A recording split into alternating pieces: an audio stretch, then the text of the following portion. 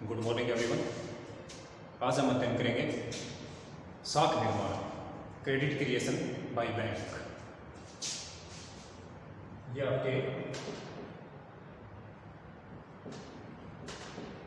Banking part के अंदर देखना है आपको। क्रेडिट क्रिएशन, साख निर्माण क्या होता है कि जैसे हम बात करते हैं कि अमुक व्यक्ति की साख बाजार में बहुत अच्छी है, तो साख का मतलब क्या हुआ कि एक तरह से अगर पैसे से ही काम किया जा सकता है तो वो तो पैसे की बात होगी फिर।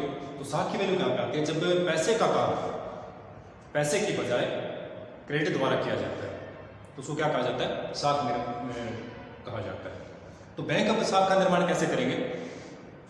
तो जो वाणिज्यिक बैंक होते हैं तो वो क्या करते हैं? साख का निर्माण करते हैं। केंद्रीय बैंक द्वारा साख का निर्माण नहीं किया जाता, क्योंकि केंद्रीय बैंक तो क्या करता है कि जो अपना पैसा होता है वो कुछ रेट्स होती हैं, बैंक रेट वगैरह जो है, रिवर्स रेपो रेट होगी, अलग अलग जो हम इसी के टॉपिक के अंदर आगे अध्ययन करेंगे। तो वो तो क्या करता है? कमर्शियल बैंक को उधार देता है और कमर्शियल बैंक फिर उसको क्या करते हैं? आगे पब्लिक को डिस्ट्रीब्यूट करते हैं। तो सबसे पहले बात समझने वाली कि साख निर्माण को किसके द्वारा किया जाएगा? वाणिज्यिक बैंकों के द्वारा किया जाएगा, कमर्शियल बैंक के द्वारा। कमर्शियल बैंक के द्वारा किया जाएगा, जो हमारा केंद्रीय बैंक है उसके द्वारा नहीं किया जा सकता। तो क्रेडिट क्रिएशन हमेशा किसके द्वारा होगा? कमर्शियल बैंकों के द्वारा। कैसे किया जाता है? तो हम एक बात करते हैं कि जैसे कोई भी बैंक ले लिया हमने, ठीक है, एसबीआई बैंक ले लिया। अब एसबीआई बैंक के पास क्या है कि किसी व्यक्ति ने या उसके पास खुद के को मान लो 100 रुपये। अब इसमें क्या किया? ये 100 रुपये किसी व्यक्ति को उधार दे दिए। कोई व्यक्ति इनके पास लोन लेने के लिए है, उन्होंने इस व्यक्ति को उधार दिया। अब 100 रुपये उसने क्या किया? उस व्यक्ति के खाते में, जैसे सपोज दैट हमने माना कि राम के खाते में 100 रुपये जमा कर दिए, ठीक है, और इसके ऊपर इसको क्या मिल रहा है? एक फिक्स इंटरेस्ट रेट है, वो उसको प्राप्त हो गई।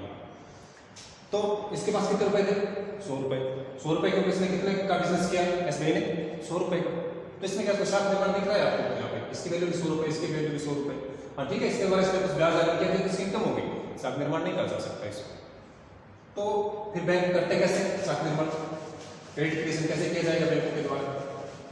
तो बैंक क्या करते हैं कि जो कमर्शियल बैंक जितने भी हैं उनके पास खुद के फंड्स होते हैं, वो आरबीआई से उधार लेते हैं, उनका खुद का कोष होता है। प्राइवेट बैंक है उनके खुद के कोष होते हैं, वो भी ले सकते हैं, नेशनलाइज बैंक है। तो ये सभी बैंक क्या करते हैं? जो आरबीआई से उधार लेते हैं, उनके पास कोष आ गए।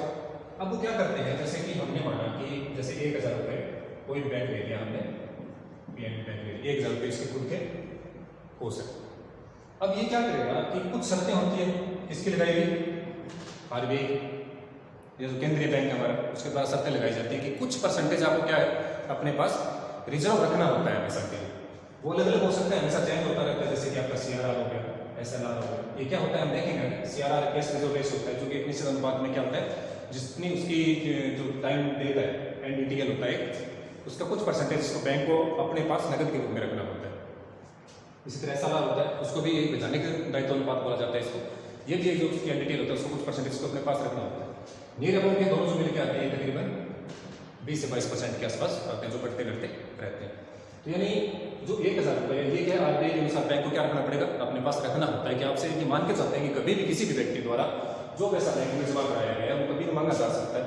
तो उसके लिए बैंक क्या है, अपनी दायित्व को चुकाने में सक्षम रहे, इसके लिए उसको रिजर्व रखना होता है। तो ये हमने माना कि 20% चेंज होता रहता है।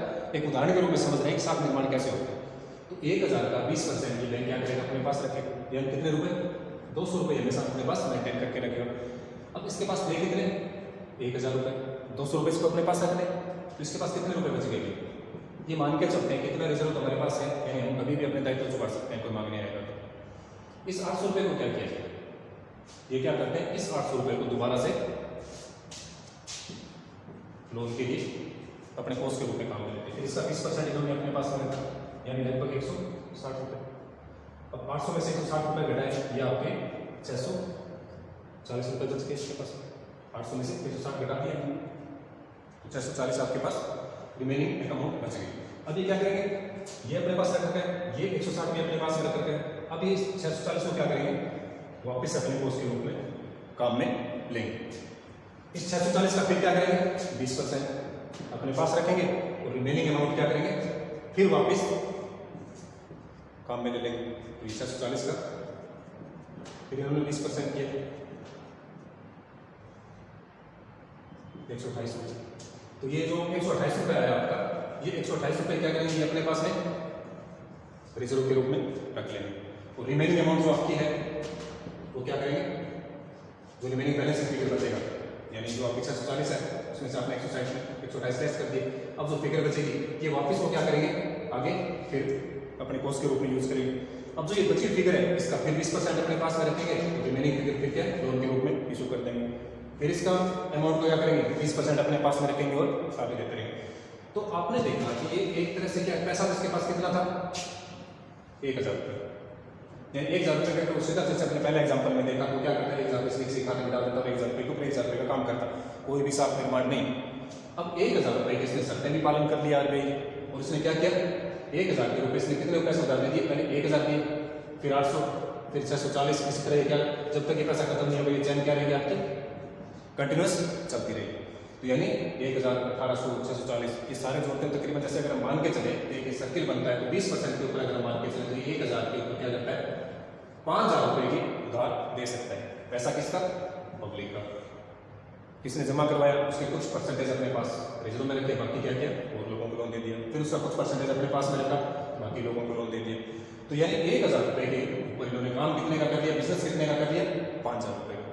तो वैल्यू कितनी थी, 1000 रुपये, कितने का बिजनेस किया, 5000 रुपये का।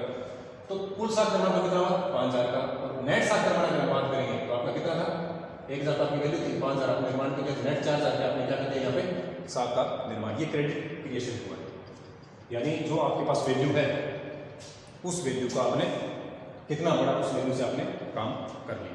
और आप अपने पास रिजर्व क्या मेंटेन कर रहे हो, 20%, यानी शुरू में आपने 200 रुपये अपने पास सेफ रखे, फिर 160 सेफ रखे, फिर 128 आपने सेफ रखे, इस तरह यहाँ पे जो 20% निकल गया वो आपने सेफ रखा। ये चैन चलती रहती है। इतना सेफ रख के आप जो एक्स्ट्रा अमाउंट का काम कर रहे हो वो क्या कहलाता है, साख निर्माण या क्रेडिट क्रिएशन कहलाता है। कौन से बैंक करते हैं ये सिर्फ कमर्शियल बैंक करते हैं, क्योंकि पब्लिक डीलिंग कौन करता है, कमर्शियल बैंक तो करते हैं पब्लिक, केंद्रीय बैंक पब्लिक डील थोड़ी करता है, वो तो क्या करता है, तो नेशनलाइज बैंक या कमर्शियल बैंक जो है, सूचीबद्ध बैंक जो है